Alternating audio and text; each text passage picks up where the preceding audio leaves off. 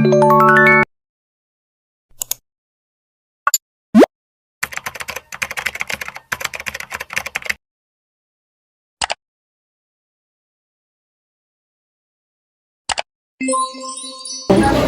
day. My name is Adan Adan. Mark Nathaniel Benito.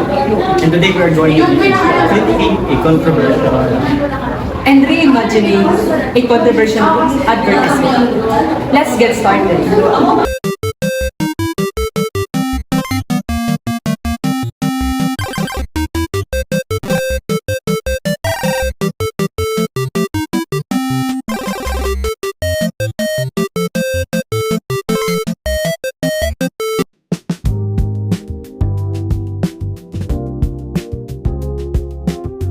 For the background information of the advertisement, the company Häagen-Dazs is a well-established American luxury ice cream brand that was founded in 1960. It is widely recognized for its emphasis on using premium ingredients and indulgence. Indeed, Häagen-Dazs in 2004 created a print advertisement called Chocolate and Dark Chocolate, in which it was created by the Sao Paulo agency Lulera or slash TBWA, and it was released in September of that year. The advertisement showcased a close-up image of a black woman with a Häagen-Dazs ice cream stick in her mouth, alongside with the brand name being positioned below her face. The image suggested that the woman's dark skin represented the chocolate product itself, in which it effectively employing her own body as a metaphor for the ice cream itself, draws a decision many critics labeled as objectifying and racially insensitive. Now, researchers and analysts have observed that this imagery connected to a wider historical trend in advertising wherein various dark-skinned bodies are associated with the marketable goods, perpetuating detrimental stereotypes about individuals of African heritage in a manner that may appear understated yet still holds damaging social consequences. The advertisement emphasized that the woman's head and shoulders were exceeding the rest of her body, which has been viewed as diminishing her to components which are appreciated solely for consumer attraction. A method similar to objectification noted in the discussions about gender portrayal in advertisements. However, this specific advertising campaign is frequently examined not for its achievements in marketing, but it's also known for its controversial portrayal of race and gender discrimination in visual messaging and to its meaning for the product itself.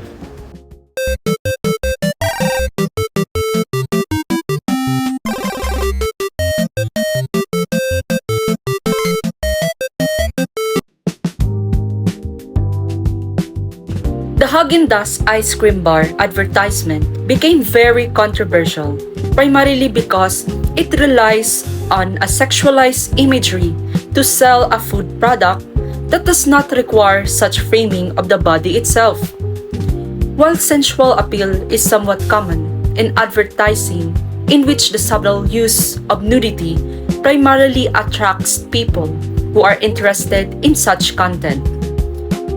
This particular execution in the advertisement portrays an objectification by focusing on the woman's mouth and her facial expression rather than marketing the ice cream itself. In this advertisement, the woman's closed eyes and submissive posture suggest a sexual object which subtly portrays her expression rather than the product itself. As stated by Gill 2007, the concept of femininity becomes a trend to a popular culture which shows a depiction of women seen as bodily figures rather than the social aspect being used in various types of media. Indeed, the woman in the Häagen-Dazs advertisement becomes the center of the sexualized form. Also, the advertisement shows racial discrimination, which intensifies the controversy into racism in which it shows a stereotype against people based on their race.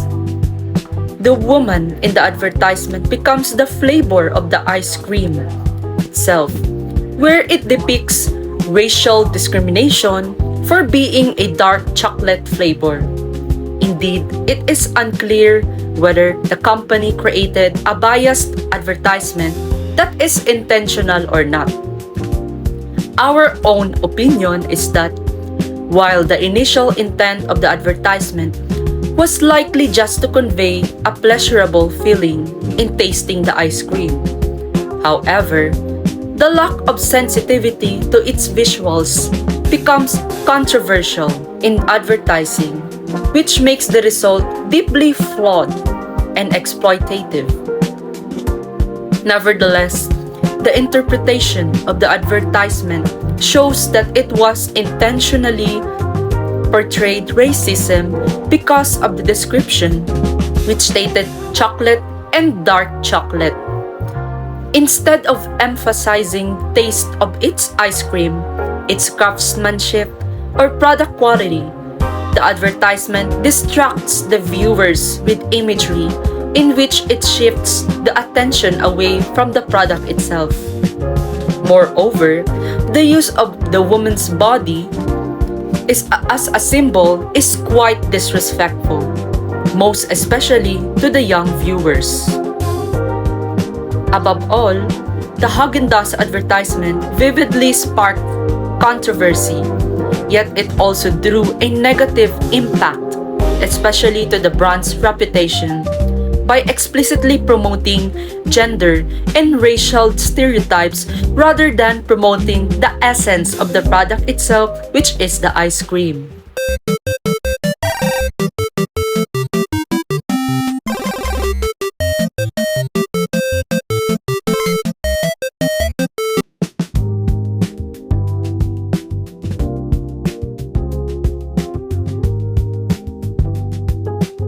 As a student enrolled in purposive communication, in order to purposely remove all forms of sexual and racial bias, we hereby present our reimagined advertisement for the Haagen-Dazs ice cream, while preserving the brand's image and its reputation.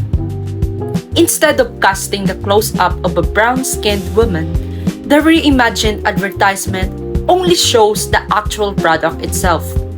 The main emphasis is now on the ice cream bar itself, which features the product is made from dark chocolate. Instead of the tagline, chocolate and dark chocolate, the newly created tagline is called Pure Indulgence Chocolate, which means the use of 100% pure chocolate that would result in a delicious indulgence of the Haagen-Dazs ice cream bar after just a bite.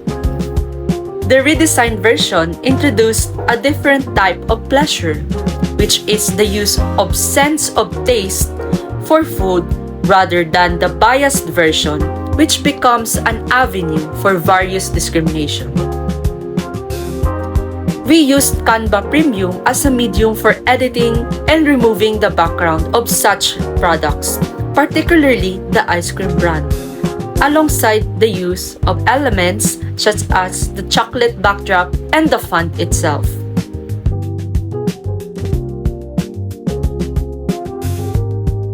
The alternative poster is somewhat similar to the initial poster being used. Moreover, the reimagined advertisement aligns with the ethical advertising principles by promoting inclusivity and respect for diverse audiences. The design allows viewers to focus solely on the craftsmanship, quality, and premium nature of the product.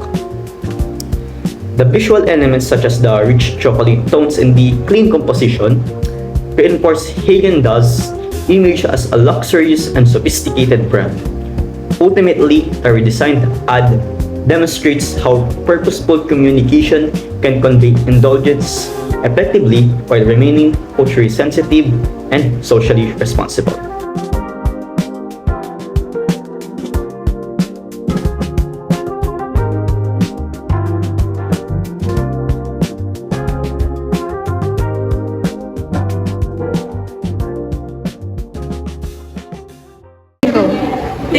for watching. Bye!